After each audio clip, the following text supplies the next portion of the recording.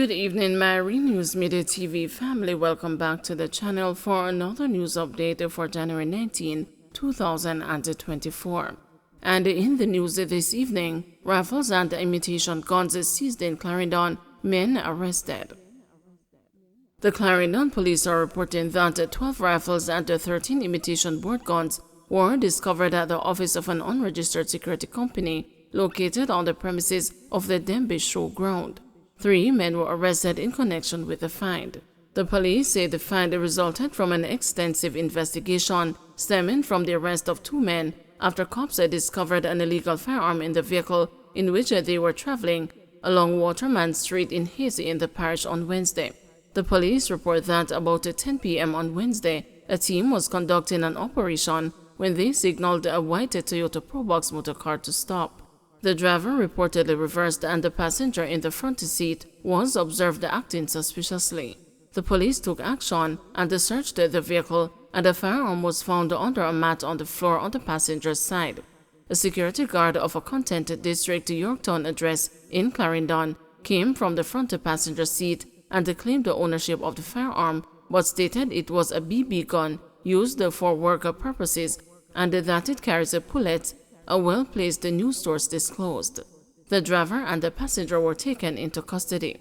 Police say further investigations led to a raid at the unregistered security company office at the Dembe showground when the additional weapons were seized. A third man was subsequently taken into custody. Investigations are ongoing. Cops celebrate a conviction of reputed Clarendon gangster Avatar. Devon Blair, known more widely as Avatar, a man the police claim is a dangerous gangster, was convicted on Thursday of gun-related charges, setting off celebrations among cops in Clarendon. Blair pleaded guilty to illegal possession of a firearm and 2 counts of shooting with intent in the Manchester Circuit Court, abruptly ending his trial, which began before Justice Judith Pusey on Monday. He is scheduled to be sentenced on January 29. 3 previous gun-related charges against him collapsed because the witnesses refused to cooperate with authorities, law enforcement sources disclosed. When the police in Clarendon heard that he was convicted, they rushed to the courthouse because they couldn't believe it. They were celebrating, said one police source. He is one of Clarendon's most notorious gangsters, claimed the source. Prosecutors Natalie Malcolm, Deputy Director of Public Prosecutions, and Sean Nelson were prepared to lead evidence that Avatar engaged the members of a police team in a fierce gun battle when they attempted to arrest him at a house on Baylis Avenue in Clarendon on April 15, 2021. He was apprehended when he reportedly jumped from a second-floor window to escape cops and was injured. 2 illegal guns were seized at the scene, one of which had his DNA on the trigger, according to evidence in the possession of prosecutors. More charges pending against the Julian Silvero in wife's murder.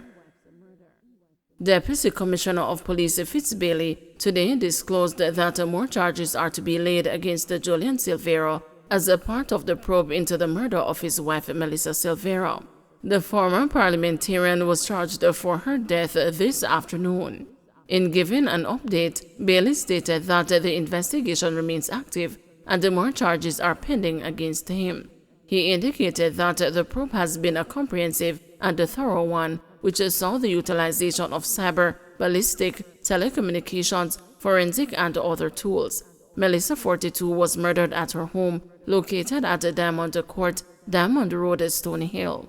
Initial reports stated that Melissa died in her sleep on November 10 of natural cause, a month shy of her 8th wedding anniversary.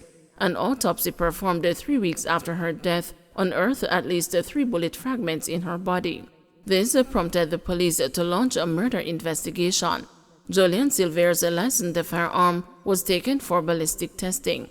Today, the police confirmed that renovations were undertaken at the home of the couple, with investigators noting a retiling, a new paint job, and new furniture.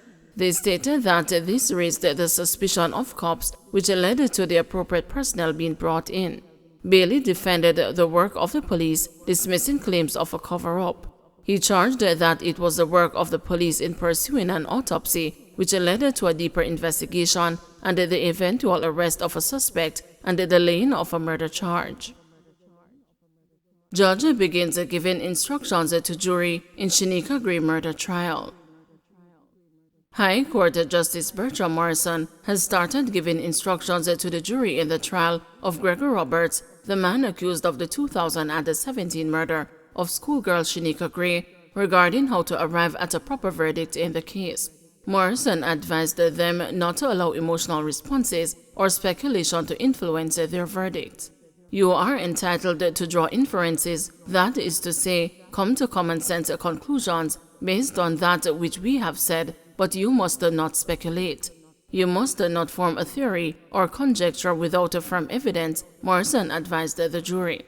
Sympathy has no importance or value in determining the facts of this case. Equally, you must not allow any feelings of prejudice to operate on your minds. The judge also pointed out that it was the prosecution's responsibility to prove Roberts' guilt to the jury throughout the trial, rather than it being Roberts' responsibility to prove his innocence. There is no duty on the accused man to prove his innocence, and even though he has attempted to do so by giving an unsworn statement from the dock, it does not mean he is taking on any burden at all, said Morrison, referencing Roberts' delivery of an unsworn statement on July 11, prior to his defense team's presentation of witnesses on his behalf. The burden still rests on the prosecution to satisfy you of his guilt, not on the accused man to satisfy you of his innocence, Morrison said. Morrison's advice came shortly after lead prosecutor Andrea Martin Swaby concluded her summation of the prosecution's case against the Roberts, during which she pointed to alleged discrepancies between the defendant's unsworn statement and a previous statement given to the police at the time of his arrest in 2017. The judge will continue his instructions to the jury on Monday, when he is expected to review the specific testimony given by witnesses since the start of the trial on November 23, 2023, in the St. James Circuit Court.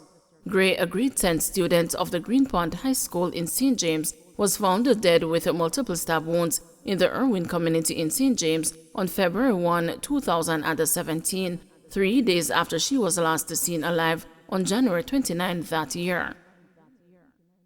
12 Lacovia High students injured in bus crash. 12 students of Lacovia High School in St. Elizabeth and the driver of their school bus were taken to hospital following a collision along the Middle Quarters Main Road on Friday afternoon. Their injuries are not considered life-threatening. It is reported that sometime after midday, the Toyota Coaster bus was transporting students to Lacovia High when it collided with a truck that was negotiating a deep curve along the main road. The driver of the bus had to be removed from the vehicle by firefighters, while the driver of the truck was also taken to hospital. Police urge motorists to ensure vehicles are roadworthy.